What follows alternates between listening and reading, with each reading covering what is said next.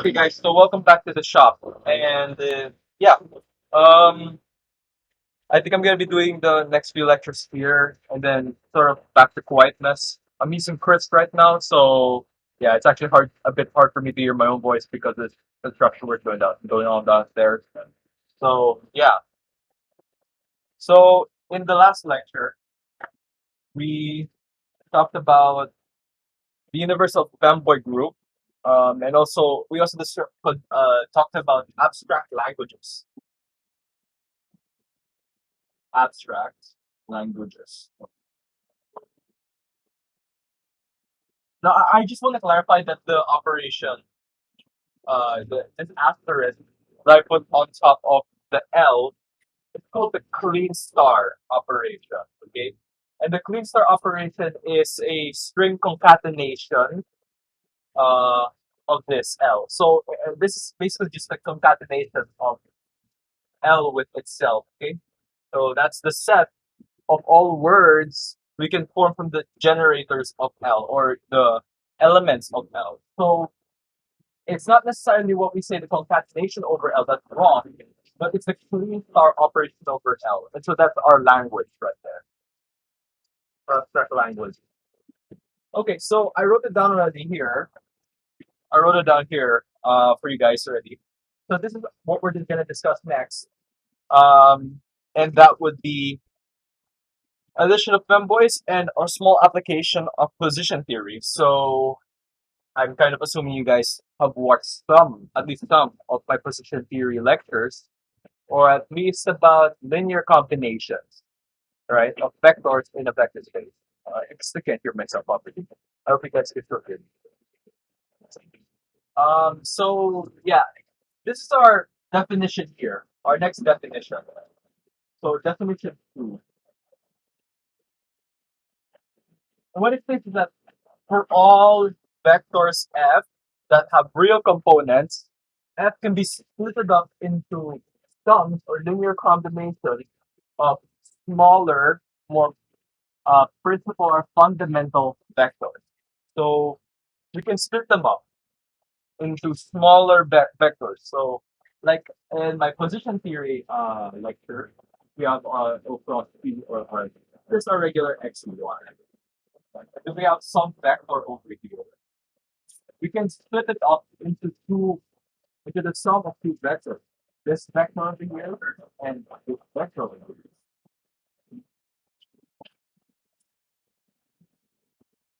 So we can split it up. We can split a vector up into its principal components. Again, this vector would be the combination, a linear combination of these two vectors. So this vector and this vector, like how this vector over here is formed by this vector and this vector. So likewise, if we have a given femboy, right, we can break them up into principal vectors or maybe combinations, linear combinations of our main position states, right? So if a femboy is a switch, this is a corollary. Corollary one. If a given femboy f, that's an element of a vector space, let's say R2,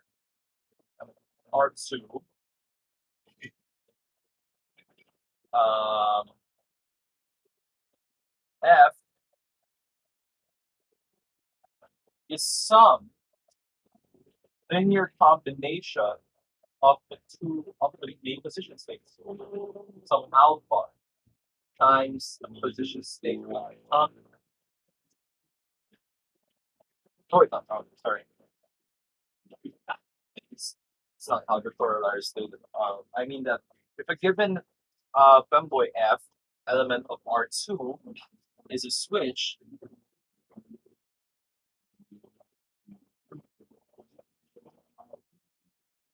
then we can express F as some linear combination of these states.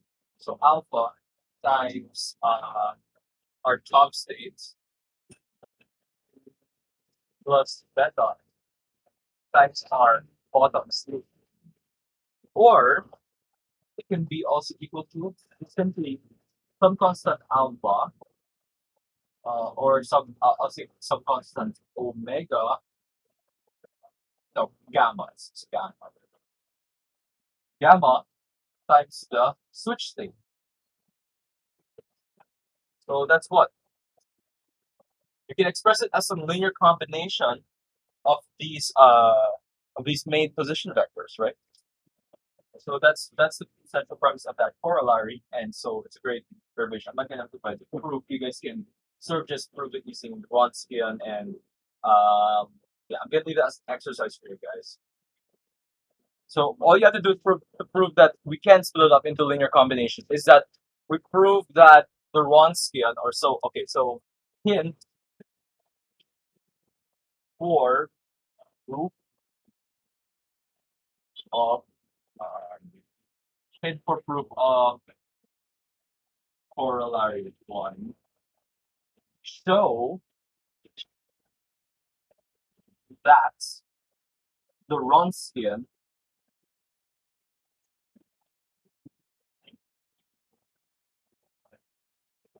of, so we just have to show that the Wronskian of uh, T, S, and B is non-zero.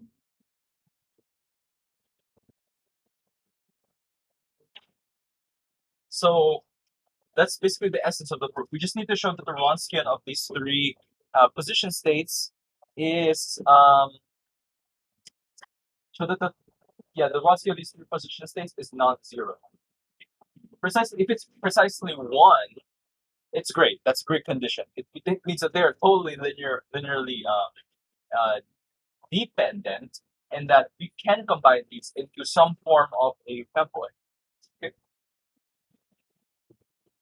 So yeah, leave that guy. I'll leave that to you guys as an exercise. So it's a hint. So the Roskian is non-zero. Okay, so now since we're not treating femboys as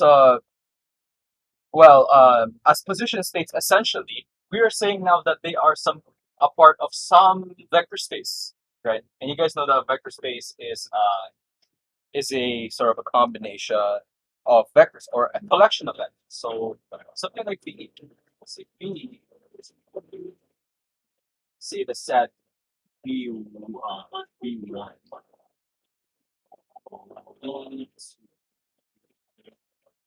and B3 is a vector space.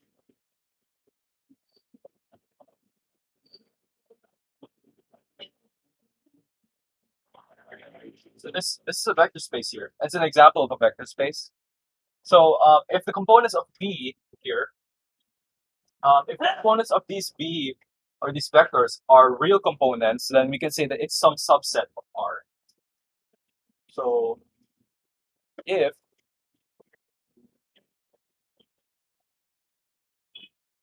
it's an element of the real numbers R2, let's say, because the coordinates describe the vector, then B is certainly a subset of R2.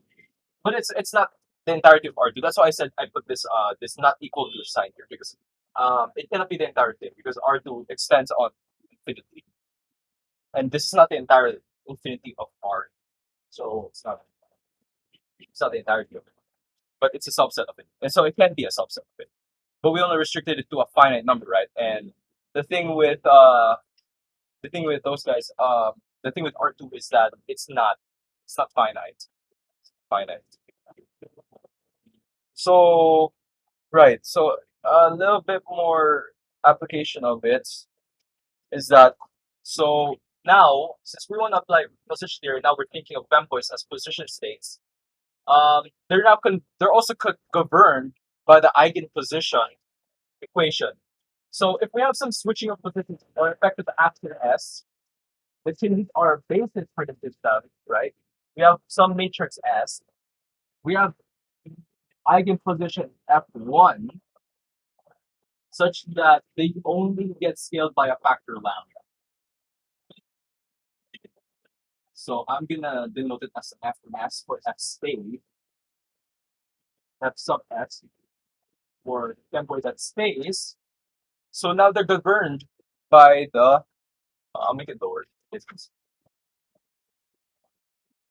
So now they're governed by the eigenposition equation, which we discussed in position. So that means if we apply, there's given some matrix, right? Some non-zero determinant matrix, I think. Or it could be any matrix, I think. Given a matrix S, any matrix with real components, let's say real components, let's restrict it to the real numbers for now. Maybe integral components, I want to say, let's restrict it some more to the integrals. So, but it could be any case, really. You guys can generalize it and say it's S exists in R2 or, yeah, it's S exists in R2. So the component exists in R. So if we apply this transform on the entire system, right, we start switching positions around. This vector here stays. Its position stays and it's only scaled by some factor, lambda. Right? And that lambda is our eigenvalue. It's obtained via the m plus minus squared of m squared minus b. And then we just plug the values in to find the eigenposition or the femboid that doesn't change. So it's like playing Where's Waldo, but with femboys. So in a sea of gay people, we're trying to find the femboy that doesn't change its position. So okay, instead of thinking about changing positions, let's think about changing genders. Think about changing let's say gender identity and appearance. Let's say now that that's our space, our vector space, and then we want to make a switch in gender, right? But now you guys know by now that femboys are cisgender people. We do not change our gender no matter what. Even though we dress like girls, we are still men or people. We're still male people. So, okay, in a game of switching genders, right? So girls turn into boys, boys turns into girls, transgender, stuff like that. What is the femboy in our equation? Or what is our eigenposition, right? So I know a majority of femboys actually transitions into being girls instead, and because of some effects, psychological effects of HRT, femboys actually end up just transitioning into the female gender. But let's assume for a while, for mathematical playfulness, that they don't take HRT. They are inherently feminine, but they don't want to identify as a girl. They don't want to transition just yet. But everyone else switches genders, right? We want to find that feminine. Let's find that feminine. Okay. So let's make a simple flip matrix, which is -1. So let's make it such that the basis vectors are flipped. So it's the opposite now. Okay. And that's just basically minus I, where I is the identity matrix, which is just -1, 0, 0, minus. Okay. Non-zero determinant here. Okay. Non-zero determinant.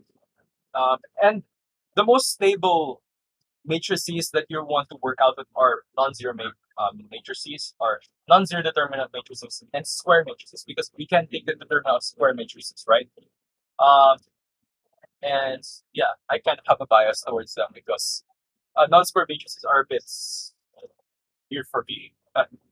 Okay, so yeah, that's that. So I minus I here. So let's say we apply this on a system, right? So what is our associated eigenvalue and then our femboid or our eigenposition? So minus I times some f stay equals lambda times our f stay. What is our f stay? Or fs. So let's crunch the numbers. So first let's find oops. First let's find the first let's find eigenvalue of this matrix. So let's say our A now is minus 1, 0, 0, minus 1. And then we want to find our eigenvalue and then our corresponding eigenposition. Let's see. You guys can see it. I should really put it below here. So I'm gonna make a marker so you guys can see. So,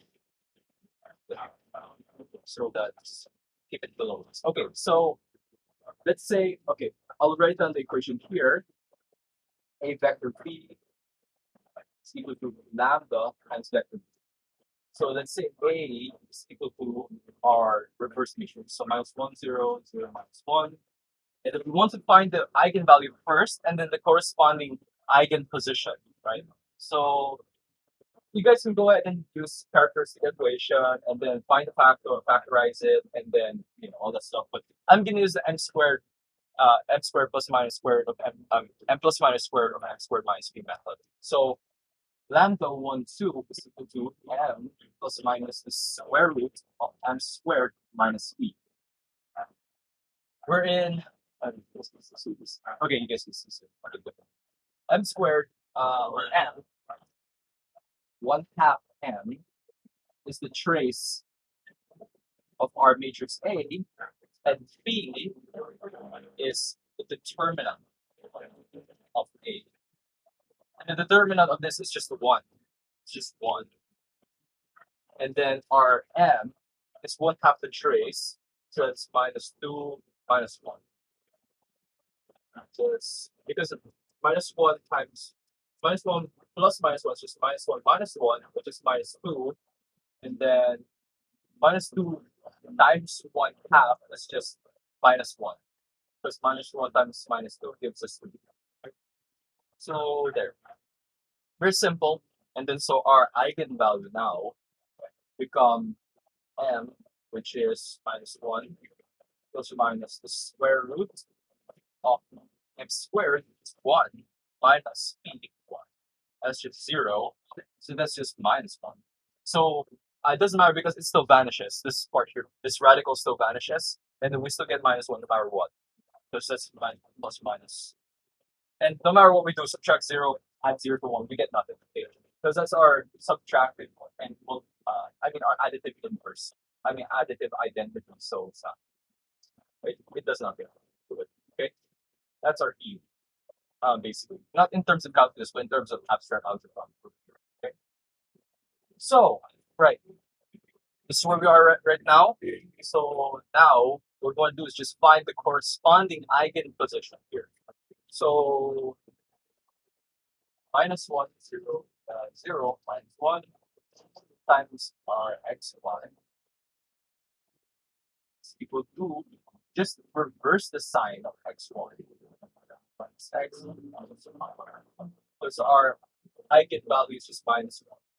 So this turns into minus x plus y equals to minus x. And then 0 equals this is x minus x.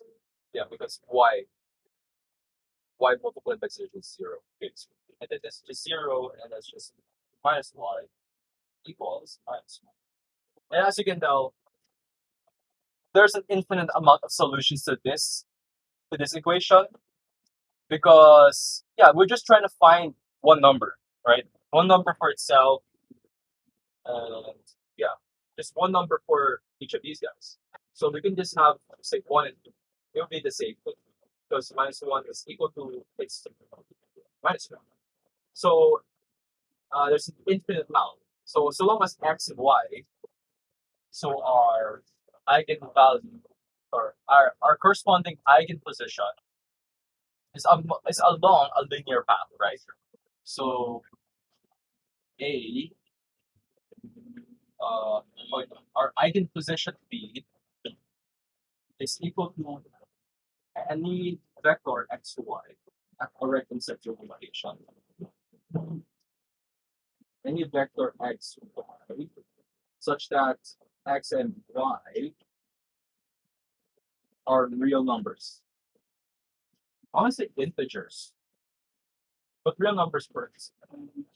Integers is just a subset of the real numbers. Oh, there it is. Another solution over here.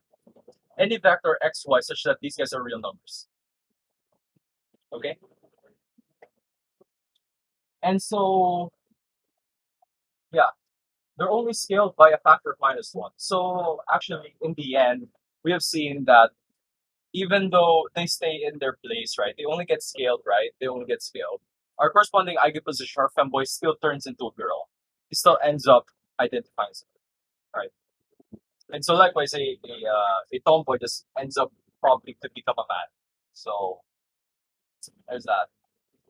So in the end, we've realized that even though we did switch everyone and we wanted our femboy to stay the same, they end up not doing that. But I'm not going to confirm that. Okay, I'm not going to switch positions just because everyone else did. Okay. There's that. Now, there are cases wherein femboys just basically they stay the same. There are certain matrices wherein they just get scaled by a positive value, and they stay the same. But that's one example. This example is actually very important because when we talk about uh, switching positions, right, or when we talk about position theory, there are gonna be people that really do change, even though we expect them not, and just to be scaled by some concept. Like you guys already know that eigenvalue, I mean eigenpositions or well eigenpositions, they stay the same. They're supposed to stay the same, right? It's literally eigen, which means self. But in the end, there are certain situations wherein they still change. So it's a pretty neat thing or a pretty neat moral lesson to learn from this is that people still change, and that's a good thing. Not in the case or not in the terms of changing their sexual orientation and stuff like that. If you like guys, you still like guys. I'm not gonna fight against that. But it's nice to know that even though we expect people not to change, they would still change. So that's an important moral lesson from this lecture is that people change. It's a nice thing, and it's best illustrated, and its power is illustrated via mathematics and our abstraction through eigenpositions. Now, again, like I stated countless times in this channel, do not use my lectures as a way to weaponize against other people. Don't weaponize my lectures or try to force other people to do your lifestyle or to conform with your lifestyle. Even though the math or the logic will rings true. Okay, so it's just for the sake of mathematical playfulness. So that's actually it for our application of position theory. One last thing is, uh, yeah. So summary is that we think we in this lecture we thought of femboys as some element of a vector space, most notably R2, just so that we don't get wibbly wobbly things, stuff like that. And then so we have linear transformations or a switch of positions, and then we saw that even though we applied a linear transformation and we do expect some people not to change, they still end up changing. Or some position states at least still change, or position vectors rather. So in the next lecture, we're gonna be discussing about a billion blocks, collections and relationships. Now, a billion blocks are just collections of people. So you guys know about my concept about the personal. So P sub I, some some element of C, bl- uh, blackboard will C, and the universe of all characteristics, right? So that's what we're going to be discussing. So collections of PI now are called abelian blocks, and we're going to be discussing about that. And so after that, we're going to be also talking about collections, just regular sets of fanboys and stuff like that, and how they sort of relate in a way to relationships, right? So we think of a group. When we think of a group of people, not a mathematical group, a group of people, right? We think of them as one unit, right? One unit of people, one group of persons, right? So we also want to think and sort of make some codification, I believe, or we want to try codifying what it means to be in a relationship, right? So that's that. So we're also gonna codify some memorabilia that solidifies a relationship with two people. So like sort of I suppose a ring to signify a civilian, or rather, we're gonna construct a mathematical structure out of an abelian block of two persons, right? And say that it's closed, right? In order to signify that it is some ring. Or so we're gonna use rings or mathematical rings, not the literal rings, to sort of codify or codify civilian union or marriages, and so or also relationships as well. So closed and open relationships can be thought of as closed sets or open sets, right? So we're going to use the formalizations of open and closed sets in topology to sort of discuss about relationships as well. So open and closed relationships. Maybe even talk about intervals in the process. So yeah, after that we're gonna follow on with abstracting femboys into shapes and paradoxes, and of course the resulting paradoxes. So axiom of choice will come up there, and we're gonna redo the theorems that I listed. So I mean, they're still gonna be there. The videos are still gonna be there, but we're sort of gonna re-gloss over them. But this time through this unified course, okay, or this fleshed out course. And so after that, we're gonna be discussing about the in the video actually in the video about abstracting femboys, we're gonna talk about the Kirov-Argyll paradox, the Stephenson-Maxwell paradox, Hilbert's femboy, and the other derived theorems of the Stephenson-Maxwell paradox. I don't say theorem, but paradox is it's better because it contradicts what we know about it. So it's not really a logical it's a logical contradiction. So yeah. And so after that, second to the last lecture is Fanboys and Donuts. So donut fanboys, C manifolds, I mean. So in that lecture, we're going to be talking about F manifolds, C atlases charts, so describing manifolds, and the boundary of a fanboy, of course. So we're going to treat fanboys as donuts now and think of them as, well, we can shape, reshape, or change their form. And so from there, discuss some topological properties, like, I don't know, maybe perhaps curvature, or yeah, Gaussian curvature, maybe Euler characteristic, genus maybe, or stuff like that. And so the last one is we're gonna codify or generalize the notion of a Bussy set even more. We're gonna take it higher than simply an intersection of sets related to the Bussy. Now, what we're gonna do is we're gonna go higher than that. We're gonna go higher than that concept and generalize it more into Bussies as elements of some Bussy space. So now we're talking about spaces of Bussies. So um, that's actually also ties in neatly with our billion block lesson, because Bussy spaces are also interpreted or have representations or presentations as, well, collections of fanboys, basically. And that's pretty neat, actually. That's pretty neat. So representations. A representation a of a Bussy space is an abelian block of femboys, or composed of femboys, a set of femboys, basically. So the underlying set